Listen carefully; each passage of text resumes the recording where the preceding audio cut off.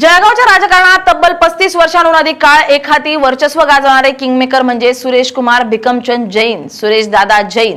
9 वेळा आमदार, कॅबिनेट मंत्री आणि जळगाव महापालिकेवर वर्षानुवर्षे निर्विवाद सत्ता राखणारे सुरेश दादा गेल्या काही वर्षात कायदेशीर अडचणींमुळे मुख्य प्रवाहातील राजकारणापासून दूर होते. परंतु 2024च्या लोकसभा निवडणुकीदरम्यान त्यांनी भाजपला दिलेल्या समर्थनानंतर जळगावच्या राजकीय वर्तुळात एक चर्चा सुरू आहे.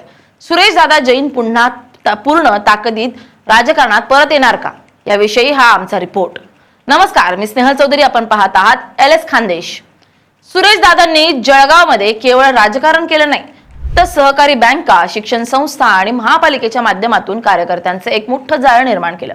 आजही त्यांचा एक मोठा समर्थक वर्ग जळगावमध्ये कायम आहे. 2024च्या निवडणुकीत त्यांनी उद्धव ठाकरेंची शिवसेना सोडून भाजपला समर्थन दिलं. हा बदल दर्शवतो की ते अजूनही पडद्यामागून सक्रिय आहेत आणि सत्ताधारी पक्षासोबत जुळवून घेत आपले राजकीय पुनर्वसन करण्याचा प्रयत्न करतायत. उत्तर महाराष्ट्राच्या राजकारणाची नस माहीत असलेला हा नेता आहे. कोणत्याही पक्षाला जळगाव स्थानिक स्वराज्य संस्था किंवा महापालिका निवडणुका जिंकण्यासाठी त्यांच्या अनुभवाचा फायदा होऊ शकतो. जरी सुरेश दादा प्रत्यक्ष निवडणूक लढवण्याच्या स्थितीत नसले तरी त्यांच्याकडे काही अशा गोष्टी आहेत ज्या त्यांना राजकारणात आजही महत्त्वाचं स्थान मिळवून देतात. पण सुरेश दादांना राजकारणात परतण्याची कितीही इच्छा असली तरी त्यांच्या मार्गात अत्यंत मोठी आव्हानं उभी आहेत. सुरेश दादांच्या राजकीय कारकिर्दीला लागलेला सर्वात मोठा डाग म्हणजे जळगाव घरकुल घोटाळा. गरिबांच्या हक्कांच्या घरात झालेल्या या कोट्यावधीच्या भ्रष्टाचार प्रकरणी 2019 मध्ये न्यायालयानं त्यांना 7 वर्षांची सक्त मजुरी आणि तब्बल 100 कोटी रुपयांपेक्षा जास्त दंड ठोठावला. लोकप्रतिनिधी कायद्यानुसार गंभीर गुन्ह्यात शिक्षा झालेल्या व्यक्तीला निवडणूक लढवण्यावर बंदी असते. त्यामुळे ते स्वतः कधीही थेट निवडणुकीच्या रिंगणात उतरू शकत नाही. विरोधक नेहमीच त्यांच्यावर भ्रष्टाचाराचे आरोप आणि वारंवार पक्ष बदलण्यावरून टीका करतात. घरकुल घोटाळ्यामुळे सर्वसामान्य जनतेमध्ये, विशेषतः गरीब मतदारांमध्ये त्यांच्याबद्दलची नकारात्मकता वाढली आहे.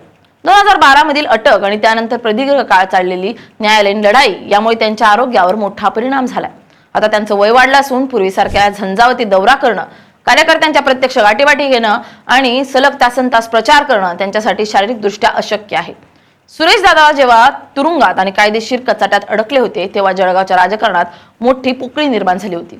ही पोकळी आता भाजप आणि इतर पक्षांच्या नव्या तरुण नेत्यांनी भरून काढली आहे. जळगावमधील हे नवं नेतृत्व आता आपले प्रस्थापित झालेले वर्चस्व सोडून सुरेश दादांना पुन्हा मुख्य स्थानी स्वीकारण्यास सहजासहजी तयार होण्याची शक्यता जरा पुसटच आहे. सर्व कायदेशीर, शारीरिक आणि राजकीय परिस्थितीचा विचार केला तर सुरेश दादा जैन हे स्वतः उमेदवार म्हणून किंवा फ्रंट फूटवर येऊन प्रत्यक्ष सक्रिय राजकारणात परतण्याची शक्यता पूर्णपणे संपुष्टात आली आहे. मात्र याचा अर्थ त्यांचा राजकीय अंत झाला असा अजिबात नाहीये. सुरेश दादा आता किंग नव्हे तर किंग मेकर, पडद्यामागील सूत्रधार या भूमिकेत दिसतील.